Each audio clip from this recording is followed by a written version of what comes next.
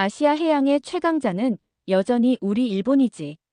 그는 속으로 중얼거렸습니다. 그는 일본이야말로 아시아 바다의 진정한 주인이라고 믿어 의심치 않았죠. 우리가 알고 있던 아시아 해양 전력 판도가 완전히 바뀌었다는 걸 확인했거든요. 어떤 사연이 벌어진 걸까요?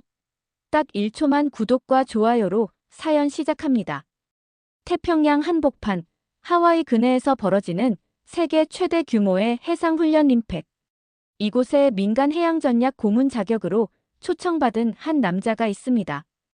바로 카와무라 나오야, 70살의 일본 해상자위대 전직 장교였죠.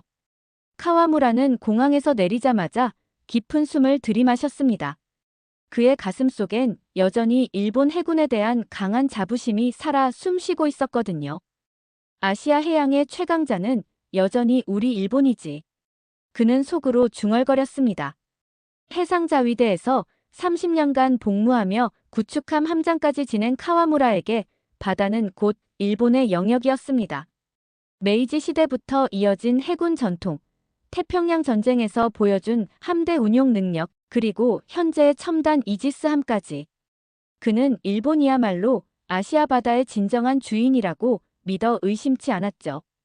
이번 림팩에는 어떤 나라들이 참가하나? 카와무라가 동료에게 물었습니다. 미국, 호주, 캐나다. 그리고 한국도 온답니다.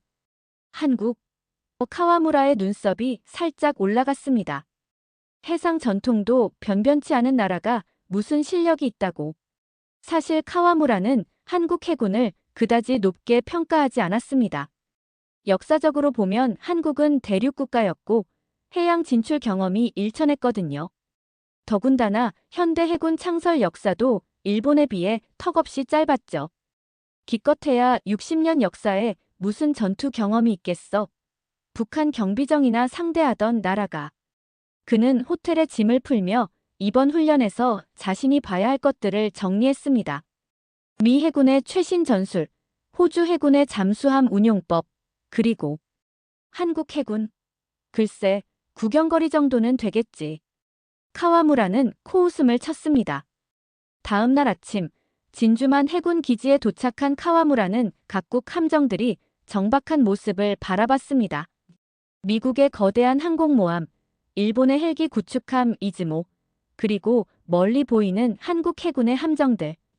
저게 한국 배들인가? 생각보다 크네. 하지만 그의 표정엔 여전히 여유가 묻어 있었습니다. 크기가 전부는 아니니까요. 바다에서는 전통과 경험이 가장 중요한 법이야. 카와무라는 자신의 철학을 되뇌었습니다. 아무리 좋은 배를 가져도, 아무리 첨단 무기를 장착해도 진짜 바다를 아는 사람이 이기는 게 해전의 법칙이었거든요. 그리고 그 법칙에서 일본을 따라올 아시아 국가는 없다고 그는 확신했습니다. 훈련 첫날, 각국 해군 지휘관들이 모인 브리핑룸에서 카와무라는 처음으로 한국 해군 대표단과 마주했습니다. 그들은 생각보다 조용했죠. 미국이나 호주 장교들처럼 큰 소리로 웃거나 떠들지 않았습니다. 오히려 차분하게 자료를 검토하고 서로 낮은 목소리로 대화를 나누고 있었어요. 저들이 한국 해군인가? 카와무라는 속으로 생각했습니다. 겉보기엔 평범해 보였거든요. 화려한 훈장도 위압적인 분위기도 없었습니다. 하지만 묘하게도 불편한 느낌이 들었어요. 마치 조용히 숨어있는 맹수를 본 듯한 기분이었죠. 특히 한국 잠수함 부대 지휘관의 눈빛이 카와무라의 주의를 끌었습니다. 40대 초반으로 보이는 그 남자는 말수가 적었지만 눈에서 나오는 기운이 예사롭지 않았어요. 실전을 경험한 눈이군. 카와무라는 직감적으로 느꼈습니다. 하지만 곧 고개를 저었죠. 한국이 무슨 실전 경험이 있다고. 브리핑이 시작되자 각국의 전력이 공개되었습니다. 미국은 항공모함 전단을 중심으로 한 대규모 함대, 일본은 이지스함과 헬기 구축함 조합, 호주는 콜린스급 잠수함을 앞세운 전력을 소개했죠. 그리고 한국의 차례가 왔습니다. 대한민국 해군은 이번 훈련에 도산 안창호급 잠수함과 세종대왕급 구축함을 중심으로 한 전력을 투입합니다. 한국 대표의 설명은 간결했습니다. 별다른 자랑이나 과시도 없었어요. 오히려 담담하게 사실만을 전달했죠. 카와무라는 속으로 비웃었습니다. 고작 잠수함 몇 척으로 뭘 할 수 있다고. 하지만 한국 장교들의 표정을 보니 이상했어요. 그들은 전혀 위축되지 않았습니다. 오히려 자신감이 넘쳐 보였죠. 허세인가? 점심시간, 카와무라는 일본 해상자위대 동료들과 식사를 하며 이야기를 나눴습니다. 한국 녀석들, 생각보다 조용하네요. 조용한 게 더 무서운 법이야. 하지만 뭐, 실력은 훈련에서 드러나겠지. 카와무라는 여유롭게 대답했습니다.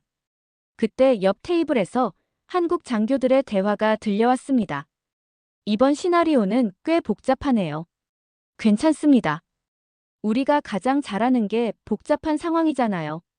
그들의 목소리엔 묘한 확신이 담겨 있었어요. 오후 전술 회의에서 훈련 시나리오가 발표되었습니다. 가상의 적국이 태평양 해상 교통로를 차단하려 한다는 설정이었죠. 각국 해군은 연합하여 이를 저지해야 했습니다. 전형적인 시나리오네. 우리가 수도 없이 해본 훈련이야. 카와무라는 안심했습니다. 하지만 한국 잠수함 지휘관이 질문을 던졌을 때 분위기가 바뀌었습니다. 적군의 잠수함 전력은 어느 정도로 설정되어 있습니까? 그리고 전자전 환경은 어떻게 구성되나요? 그의 질문들은 매우 구체적이고 실전적이었어요. 미국 훈련 지휘관도 잠시 당황하는 기색을 보였습니다. 그 부분은 실전에서는 모든 것이 변수가 됩니다. 준비된 시나리오만으로는 진짜 바다를 알 수 없어요. 한국 장교의 말에 회의실이 조용해졌습니다. 카와무라는 묘한 불안감을 느꼈습니다. 뭔가 자신이 놓치고 있는 게 있는 것 같았어요. 하지만 곧 고개를 저었죠. 아무리 그래도 경험의 차이는 어쩔 수 없어. 내일 훈련이 시작되면 모든 게 드러날 거야. 다음 날 새벽 5시 태평양 훈련해역에 각국 함대가 전개되었습니다. 카와무라는 미 해군 지휘함의 전술 상황실에서 상황을 지켜보고 있었어요. 거대한 스크린에는 실시간으로 각국 함정들의 위치가 표시되고 있었습니다. 훈련 시작. 지휘관의 명령과 함께 본격적인 해상 전투 시뮬레이션이 개시되었습니다. 미군 항공모함을 중심으로 한 연합함대가 가상 적군 해역으로 진입하기 시작했죠. 일본 이지스함들도 대공 경계 태세를 갖추며 항모를 호위했습니다. 카와무라는 레이더 화면을 주시했습니다. 한국 함정들은 어디 있지? 분명히 출항했던 한국 구축함과 잠수함들이 화면에서 보이지 않았어요. 아직 합류 지점에 도착하지 못한 건가? 한국 함대, 현재 위치를 보고하세요. 미군 지휘관이 무전으로 확인했습니다. 한국 함대, 지정 해역에서 작전 중입니다. 간결한 대답이 돌아왔죠. 하지만 레이더상에는 여전히 한국 함정들이 나타나지 않았어요. 이상하네. 카와무라가 중얼거렸습니다. 그때 레이더 담당자가 소리쳤어요. 함장님, 한국 잠수함 신호가 사라졌습니다. 뭐라고? 모든 사람들이 레이더 화면을 응시했습니다. 분명히 10분 전까지만 해도 화면에 표시되던 한국의 도산 안창호급 잠수함이 흔적도 없이 사라진 거였어요. 마치 바닷속으로 완전히 증발한 것처럼 말이죠. 장비 고장인가? 아닙니다. 다른 함정들은 모두 정상적으로 탐지됩니다. 카와무라의 얼굴이 굳어졌습니다. 30년간 해상자위대에서 복무하며 수많은 훈련을 경험했지만 이런 상황은 처음이었어요. 잠수함이 잠수하는 건 당연하지만 아예 음향 신호까지 완전히 차단되는 경우는 극히 드물었거든요. 소나 담당자, 수중 음향 신호는 어떻습니까? 전혀 잡히지 않습니다. 마치 그 해역에 아무것도 없는 것 같습니다. 담당자의 목소리에도 당황스러움이 묻어났어요. 1시간이 지났습니다. 연합함대는 계획대로 전진하고 있었지만 한국 잠수함의 위치는 여전히 파악되지 않았어요. 이건 훈련 규칙 위반 아닌가? 카와무라가 동료에게 물었습니다. 분명히 위치 보고 의무가 있을 텐데. 바로 그때였습니다. 갑자기 미군 항공모함 주변에서 어뢰 경보음이 울려 퍼졌어요. 어뢰 발견. 방위 20도 거리. 3000m. 대잠 헬기 긴급 출동. 상황실이 순식간에 아수라장이 됐습니다. 하지만 더 놀라운 일이 벌어졌어요. 레이더 화면을 보던 담당자가 경악한 표정으로 외쳤거든요. 함장님, 우리 구축함 둘이 격침 판정받았습니다. 뭐라고? 화면을 보니 연합함대 외곽에서 경계 임무를 수행하던 일본 구축함 두 척이 붉은색으로 변해 있었습니다. 격침 판정을 받았다는 뜻이었죠. 언제 공격받은 거야? 전혀 모르겠습니다. 어뢰 경보도 없었고. 카와무라는 믿을 수 없다는 표정으로 화면을 응시했습니다. 일본 해상자위대의 자랑인 최신 이지스 구축함이 그것도 두 척이나 동시에 격침당했다는 게 말이 되나요? 이건 뭔가 잘못된 거야. 시스템 오류일 거야. 하지만 훈련 통제소에서 확인 결과가 나왔습니다. 격침 판정은 정확합니다. 한국 잠수함의 어뢰 공격으로 확인됩니다. 그 순간 카와무라의 얼굴이 창백해졌어요. 자신의 상식으로는 이해할 수 없는 일이 벌어지고 있었거든요. 도대체 한국놈들이 어디서 뭘 한 거야? 그의 목소리에는 분노와 당황스러움이 뒤섞여 있었습니다. 훈련 시작 불과 2시간 만에 자신들의 자존심이 산산조각 나고 있었어요. 훈련이 시작된 지 3시간이 지났습니다. 상황은 연합함대에게 점점 불리해지고 있었어요. 미군 항공모함 니미츠호 주변에서 계속해서 어뢰 경보가 울려댔고 대잠 헬기들이 필사적으로 수중을 수색하고 있었지만 한국 잠수함의 그림자조차 찾을 수 없었습니다. 카와무라는 상황실 한 구석에서 벌어지는 상황을 지켜보며 점점 불안해졌어요. 이건 정상적인 훈련이 아니야. 그는 속으로 중얼거렸습니다. 30년간 해군 생활을 하며 수많은 대잠 훈련을 경험했지만 이렇게 완벽하게 숨어버리는 잠수함은 본 적이 없었거든요. 소나 담당자, 정말 아무것도 안 들리나? 미군 지휘관이 다시 한번 확인했습니다. 네, 함장님. 마치 유령선 같습니다. 엔진음도 스크류음도 전혀 잡히지 않습니다. 담당자의 대답에 상황실의 분위기가 더욱 무거워졌어요. 바로 그때였습니다. 갑자기 전자전 담당자가 소리쳤어요. 함장님, 레이더가 교란당하고 있습니다. 스크린에 표시되던 각종 신호들이 뒤죽박죽으로 섞이기 시작했거든요. 이건 뭐야? 재민인가? 통신도 불안정해지고 있습니다. 또 다른 담당자가 보고했어요. 각 함정 간의 데이터 링크가 끊어지면서 실시간 정보 공유가 어려워지고 있었습니다. 현대해전에서 가장 중요한 네트워크 중심전이 무력화되고 있는 거였죠. 카와무라는 경악했습니다. 한국이 이런 전자전 능력을 가지고 있다고. 일반적으로 전자전은 미군이나 러시아, 중국 같은 강대국들의 전유물로 여겨졌거든요.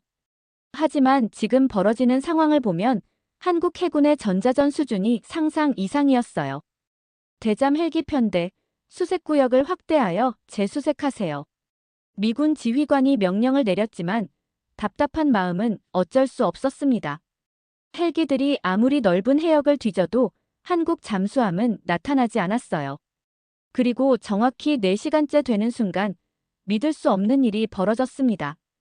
훈련 통제소에서 발표가 나온 거였어요. 항공모함 니미츠호 격침 판정. 상황실이 순간 정적에 휩싸였습니다. 뭐라고? 카와무라가 벌떡 일어났어요. 미군 항공모함이 격침당했다고요? 세계에서 가장 강력한 해상, 전력의 상징인 미군 항모가 한국 잠수함 한 척에게 당했다는 건가요? 확실한 겁니까? 미군 지휘관도 믿기 어렵다는 표정이었어요. 네, 한국 잠수함의 어뢰 공격으로 확인됩니다. 호위함들의 대잠 방어망을 완전히 뚫고 들어온 것으로 분석됩니다. 카와무라는 다리에 힘이 빠져 의자에 주저앉았습니다. 항공모함을 호위하던 일본 이지스함들도 결국 4척 모두 격침 판정을 받았어요. 그들이 그토록 자랑하던 이지스 시스템도 최신 대잠 무기도 모두 무용지물이었던 거죠. 이해할 수 없어. 카와무라가 중얼거렸습니다. 도대체 한국 놈들이 어떻게 한 거야? 그의 머릿속에는 혼란만이 가득했어요. 지금까지 알고 있던 상식이 완전히 뒤바뀌고 있었거든요. 더 충격적인 건 한국 잠수함이 여전히 무사하다는 사실이었습니다. 연합함대의 총공격을 받았음에도 불구하고 단 한 대의 손실도 없었어요. 이게 가능한 일인가? 혼자서 연합함대 전체를 상대했는데 훈련이 종료되자 각국 지휘관들이 다시 모였습니다. 한국 잠수함 지휘관은 여전히 침착한 모습으로 나타났어요. 마치 아무 일도 없었던 것처럼 말이죠. 수고하셨습니다. 그의 간단한 인사에 모든 사람들이 말을 잃었습니다. 카와무라는 그날 밤 잠을 이룰 수 없었어요. 자신이 믿어왔던 모든 것들이 한순간에 무너져 내렸거든요.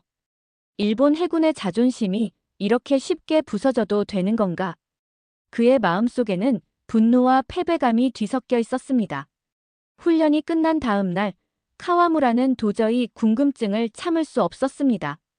어떻게 한국 잠수함이 그런 놀라운 성과를 낼 수 있었는지 알아야겠다고 생각했어요. 그는 용기를 내어 한국 잠수함 지휘관에게 다가갔습니다. 실례합니다. 어제 훈련에 대해 몇 가지 여쭤봐도 될까요? 카와무라가 조심스럽게 말을 걸었어요. 한국 장교는 의외로 친근하게 미소를 지으며 대답했습니다. 물론이죠. 무엇이든 편하게 물어보세요. 도대체 어떻게 우리 레이더망을 완전히 피할 수 있었습니까? 카와무라의 첫 번째 질문이었어요. 한국 장교는 잠시 생각하더니 말했습니다. 무기의 성능보다는 운용하는 사람이 더 중요하다고 생각합니다. 사람이요? 카와무라가 되물었어요. 네, 저희는 매일 실전처럼 훈련합니다. 가상이 아니라 정말 생존이 걸린 문제라고 생각하고 임하죠. 한국 장교의 말에는 묘한 진정성이 담겨 있었어요. 카와무라는 더 구체적으로 물어봤습니다. 전자전 능력은 어디서 배운 겁니까? 실전 경험에서 나온 노하우입니다. 저희는 항상 불리한 조건에서 싸워야 했거든요. 한국 장교의 대답에 카와무라는 고개를 갸우뚱했어요. 불리한 조건이라고 하시면 숫자적으로 밀리는 상황, 장비적으로 뒤처지는 환경, 그런 조건에서 이기는 방법을 연구해야 했습니다. 그러다 보니 자연스럽게 비대칭 전술에 능숙해졌죠. 카와무라는 점점 이해하기 시작했어요. 일본 해상자위대는 항상 미군과 함께 훈련하며 첨단 장비에 의존하는 전술을 익혔습니다. 하지만 한국은 상황이 달랐던 거예요. 주변국들의 위협 속에서 살아남기 위해 창의적인 방법을 개발해야 했던 거죠. 그럼 어제 우리가 전혀 감지하지 못한 이유는 뭡니까? 카와무라가 핵심을 물었어요. 저희는 들키지 않는 것이 목표가 아닙니다.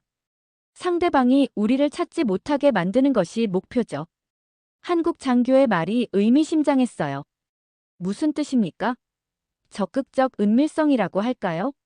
단순히 숨는 게 아니라 상대방의 탐지 체계 자체를 무력화시키는 겁니다. 카와무라는 소름이 돋았어요. 이건 완전히 새로운 개념이었거든요. 한국 장교는 계속 설명했습니다. 저희에게는 자랑할 만한 해군 전통이 없어요. 하지만 그것이 오히려 장점이 됐습니다. 기존의 관습에 얽매이지 않고 새로운 방법을 시도할 수 있었거든요. 새로운 방법이요? 예를 들어 잠수함 운용법 같은 경우 서구의 교본을 그대로 따르지 않았어요. 우리만의 해역 특성과 작전 환경에 맞는 독창적인 전술을 개발했습니다. 카와무라는 충격을 받았어요. 그동안 자신은 일본의 오랜 해군 전통을 자랑스러워했는데 그것이 오히려 발목을 잡고 있었던 건 아닐까요? 전통이 때로는 족쇄가 될 수도 있다는 말씀인가요? 꼭 그런 건 아니에요. 하지만 전통에만 의존하면 발전이 멈춥니다. 저희는 매번 새로운 시각으로 문제에 접근해야 했어요. 한국 장교의 말에 진심이 담겨 있었어요. 그럼 어제 훈련에서 가장 중요했던 요소는 뭐였습니까? 카와무라의 마지막 질문이었어요. 한국 장교는 잠시 망설이더니 대답했습니다. 간절함이었던 것 같아요. 간절함? 네, 이건 자랑이 아니라 생존입니다. 저희는 살아남기 위해 훈련해요.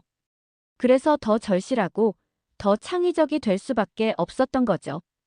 카와무라는 그 말을 듣고 나서야 비로소 깨달았어요.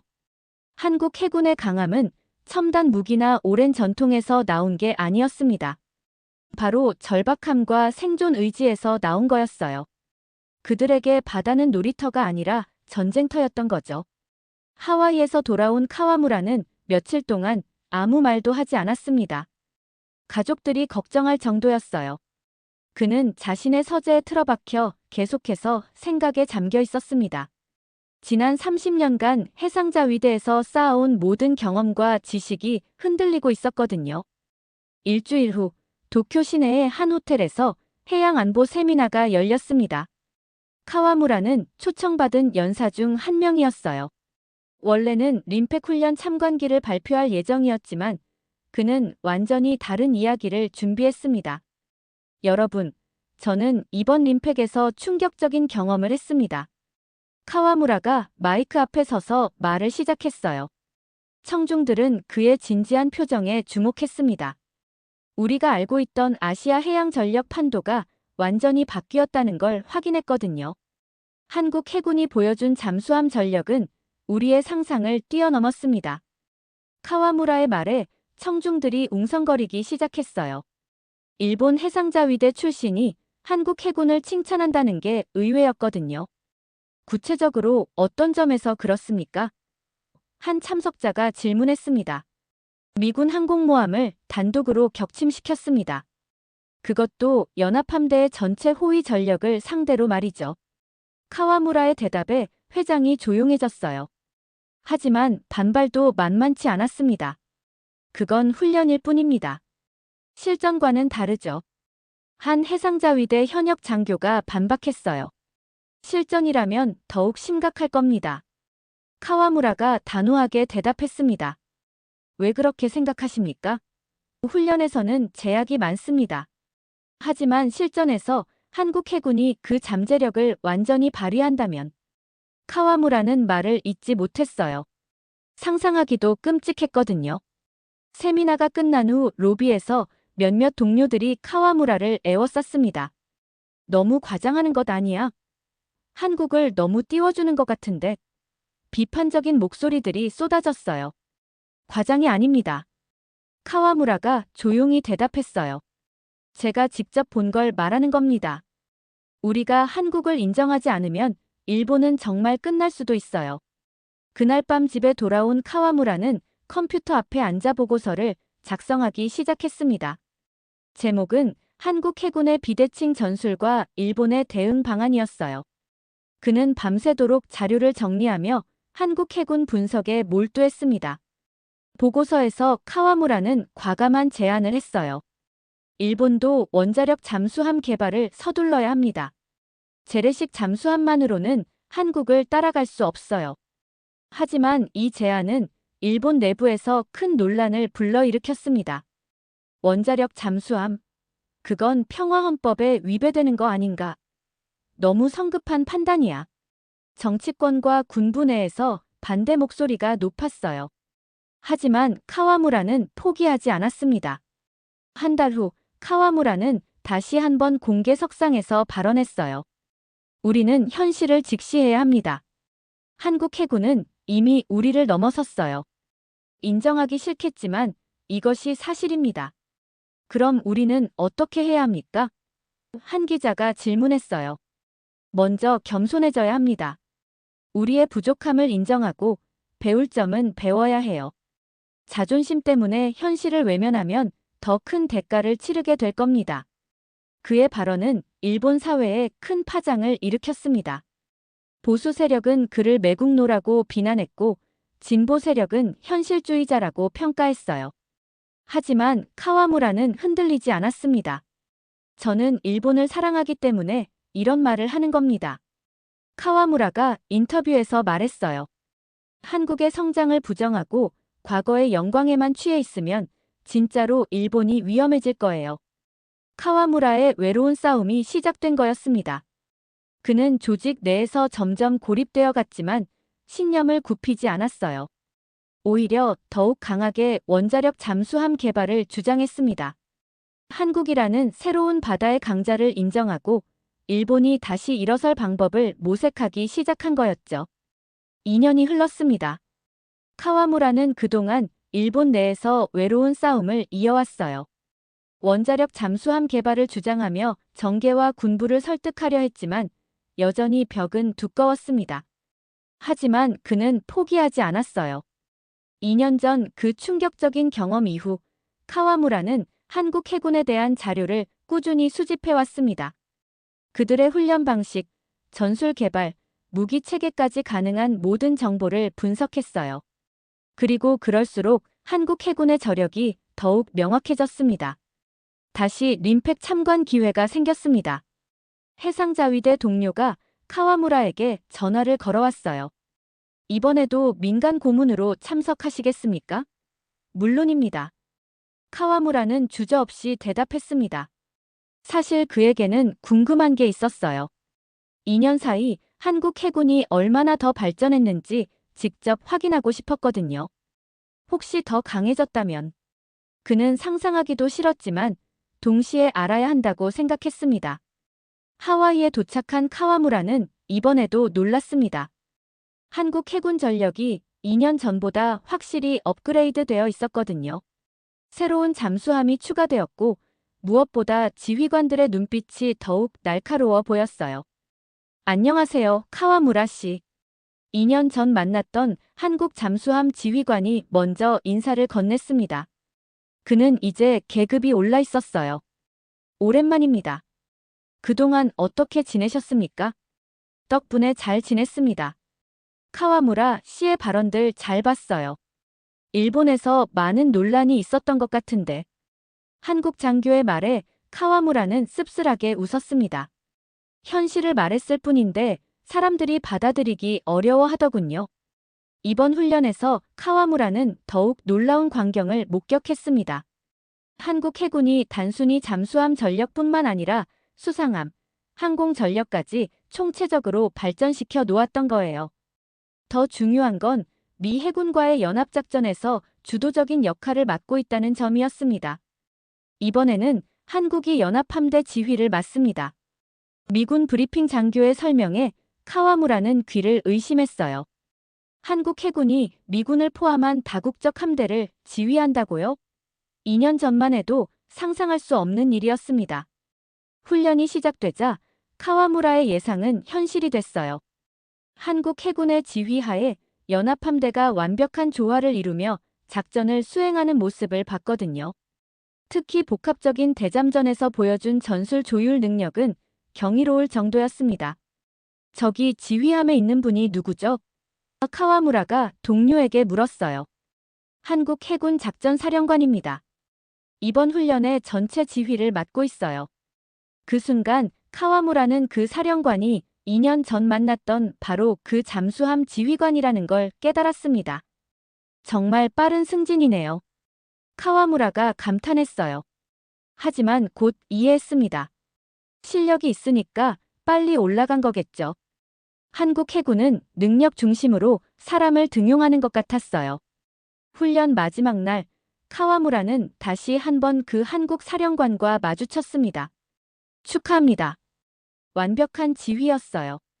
카와무라가 진심으로 말했습니다. 고맙습니다. 하지만 아직 갈 길이 멀어요. 갈 길이 멀다고요? 이미 충분히 강하지 않습니까? 카와무라의 질문에 한국 사령관은 미소를 지었어요. 바다는 끝이 없잖아요. 저희도 계속 배우고 발전해야 합니다. 그날 저녁 카와무라는 해변을 혼자 걸으며 생각에 잠겼습니다. 석양이 태평양을 붉게 물들이고 있었어요. 이제 바다는 한국의 것이구나. 그는 조용히 중얼거렸습니다. 억울하거나 분하다기보다는 묘한 안도감이 들었어요. 일본도 이제 인정해야 할 때가 왔어. 카와무라는 마음속으로 다짐했습니다. 더 이상 과거의 영광에만 매달려 있을 수는 없었어요.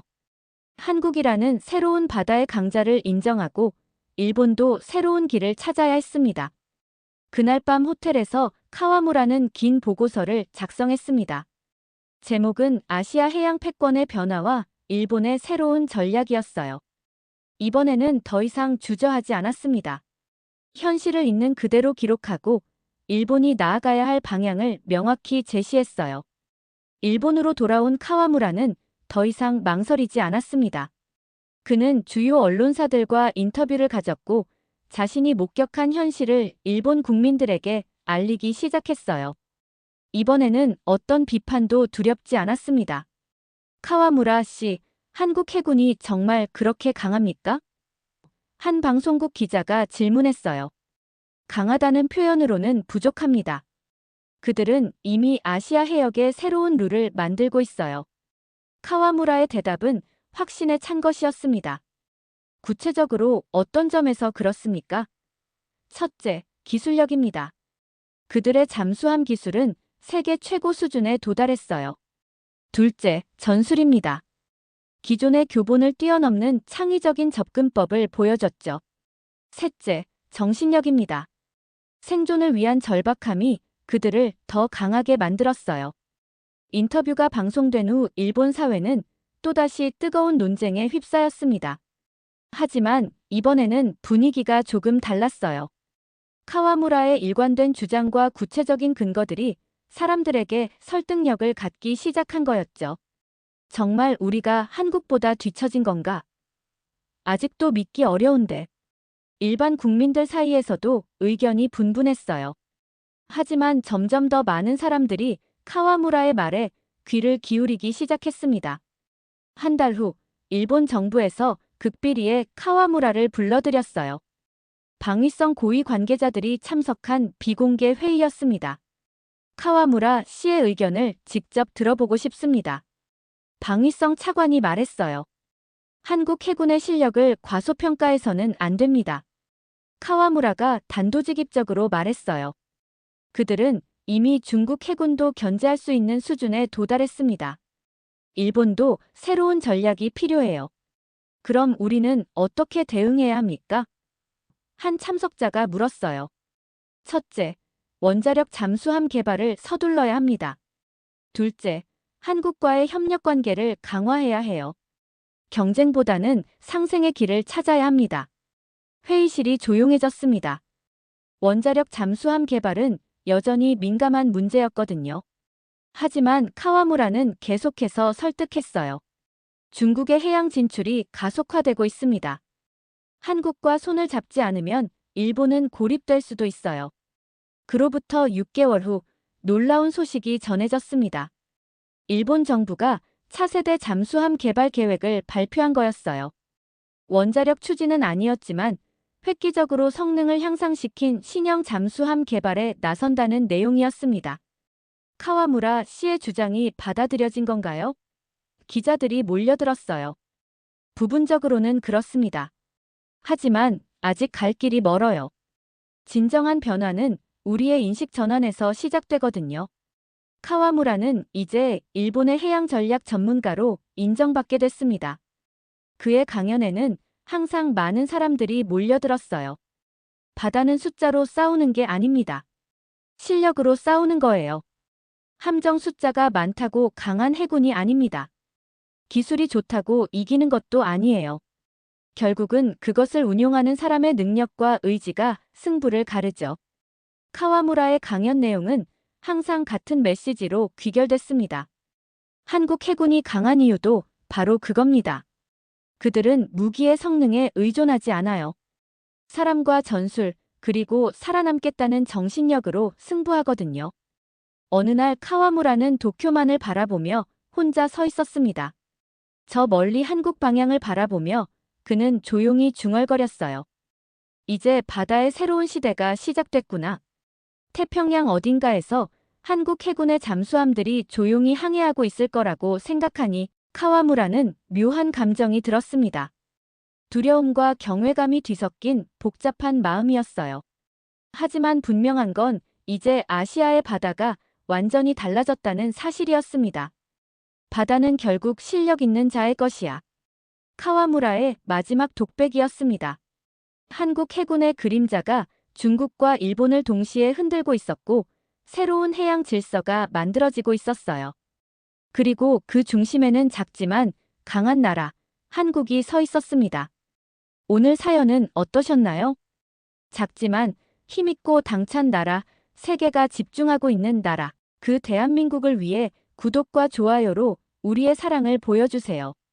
오늘도 행복한 하루 보내세요.